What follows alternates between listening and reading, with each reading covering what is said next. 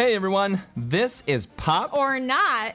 So just so you know a little bit about Path of the Warrior, Path of the Warrior is an Oculus exclusive single player or co-op player action arcade fighting game. Now that's kind of like the Final Fight games or the Double Dragon games, but this is in VR. If you've seen the trailer, it's exactly how they show it, and it's extremely addicting. Yeah, you just basically, you punch, you kick, you do special moves, and you beat 'em up. Yeah, it's a beat 'em up. It's fantastic. And the only downside of this is it is an Oculus exclusive, so you do need a Rift S, or a Quest. I have played the game before. I have played it with my brother, just a couple levels before we had, Oh, you did? Yep, I did. But Kelly has not played any of this. This was my first time playing it. Yeah, but the problem is I was a little worried because I do know that Kelly suffers from simulation sickness. But just so you know then that I have no simulation sickness whatsoever. You're normal. And Kelly suffers from it. So it's a good perspective to have from both of us. Are you ready to get to the good things? Yeah. All right, the good things, the tutorial is extremely easy. The controls are fantastically simple. Fantastically simple. Okay. And if you do want to do co-op, you have to set up your party outside in the Quest home. So you're going to have to make sure that you friend someone. You're going to add them as a friend so that you're in a party. For our purposes, because we're right next to each other, we muted our mics. You might want to go ahead and do that if you're right next to the person. But otherwise, the mics activate, and the Quest mics are adequate. They do work. They're good enough. Once you do that, you go into the multiplayer game. You go into the game. You click multiplayer. You pick your character. Then you hit create room. Someone's going to create a room, or you can invite them, and then they can just find the game and join it. And so it's pretty simple. We didn't have that much trouble getting in together.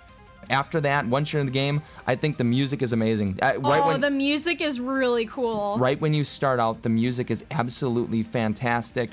The Path of the Warrior intro, I had of the Warrior kind of reminded me of like, I felt to me it was trying to combine an 80s element with like an old school arcade element / pro wrestling, like all mashed in one, and it was really cool. Yep, and to be honest, we played on the Quest, and the graphics are fantastic. Now, when we were recording, there was a little bit of stutter because the game had trouble handling multiplayer via Wi-Fi and the graphics and the recording. So if you do recording, just note that the recording is easy. We just basically, you can start recording before you launch the game or you get in the game, whatever you want to do if you want to share it with someone else. But recording is easy, but it does stutter when you do record.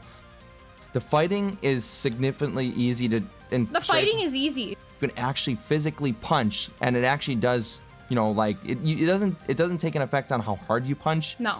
But what you do, it is a lot better to, I feel, more immersive in the game if you punch rather than kick, because kicking is just a simple button. You kick, you can just use with your hand. Yeah. But I did notice that when you're kicking, if you aim your hand at different levels, like you can kick them in the head or you can kick them lower, and you can actually turn your foot, so that kind of helped. But it was mostly punching. But the punching felt, realistic enough because your hands in the game follow the actual direction of your hand and which direction your punches are coming from, and if you're doing like even an uppercut, like it was really cool. I liked that. It was cool, and then you can move around, and the moving was pretty easy for someone like me that was able to just use this controller to just keep spinning around and keep moving around. I did end up getting turned around a lot, but since it doesn't really matter for my space that I was working with, I could just turn in any direction and punch, and it didn't really matter for me.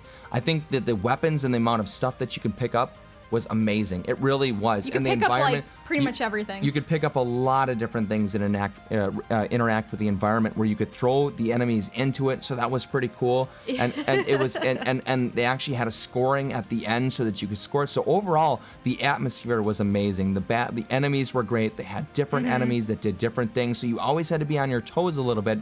The bosses were great. The bosses were pretty fun. The bosses were very interactive. They weren't all the same. You're not fighting the same different enemy at every single level. So when you went through it, the enemies changed. The bosses were different. Remember the third level boss? Yeah, wasn't that your favorite one? It was just incredible. It didn't even feel like a boss. No, that was my favorite. And then the mini games after you beat each boss they're fun. They really are. I think there could have been more of them, but I understand that they didn't want to put too many in there to make you to just play the mini games more than the actual game. But it was nice to get a break from them. For the good things also is the game did have 5 levels. The levels were all fun. The bosses were all great. Yeah. Everything was fantastic. I can't rave enough about this game. It was really fun.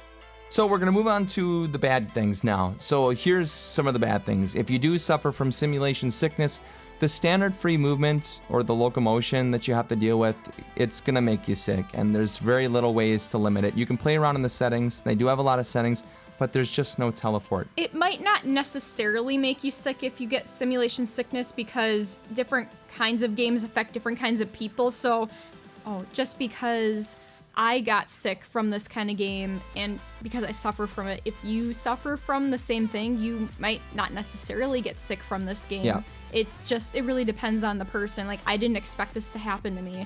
Yeah.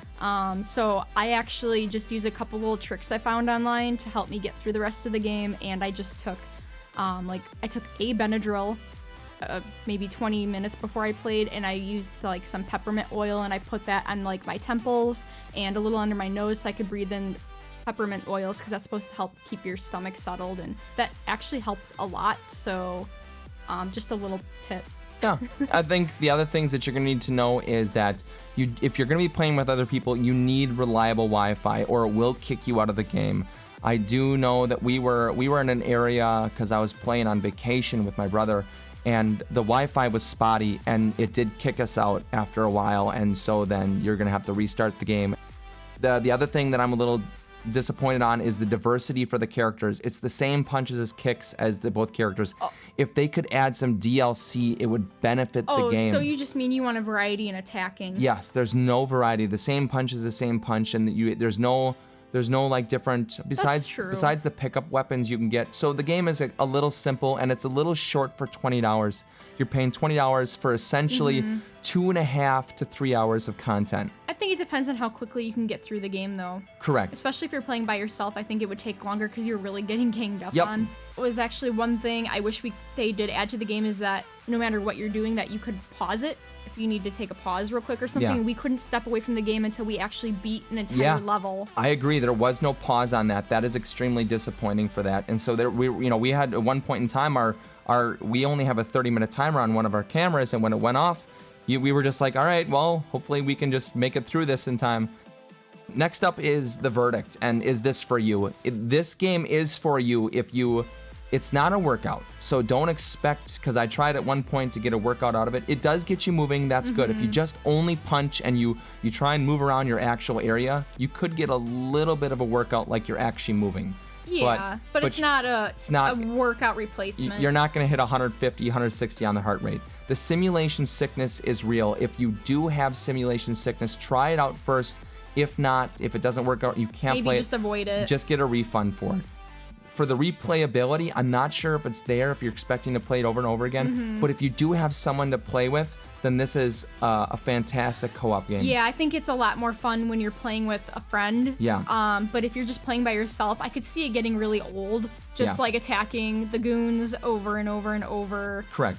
But the replayability, I think after we played the first level, and then we stopped for like that day, even though I got sick from it, I wanted to go back because I thought it was so cool and it was really fun, and I did want to come back and play, but then the more I went through it, it kind of felt repetitive, even though the environments and the goons changed, but I don't know if I'd actually go back and play it again. Fair enough. They'd have to add to it. So if you're looking for one of the most fun co-op experiences or single-player experiences that I've had so far in VR, and you don't have too much VR simulation sickness, then I would highly recommend that you get this game. All right, now we're coming up to Pop or Not! No, Pop or Not, that's right. And so I think this is an up or down vote. So it's just for us personally, but we'll give you caveats if we think you would like it. So for me, it's a Pop. I think it's a Pop for me because I love this style of game. This is totally my game. I would play more games like this, just like I would play point-and-click adventure games like The Gallery. It's a Pop for me. Kelly?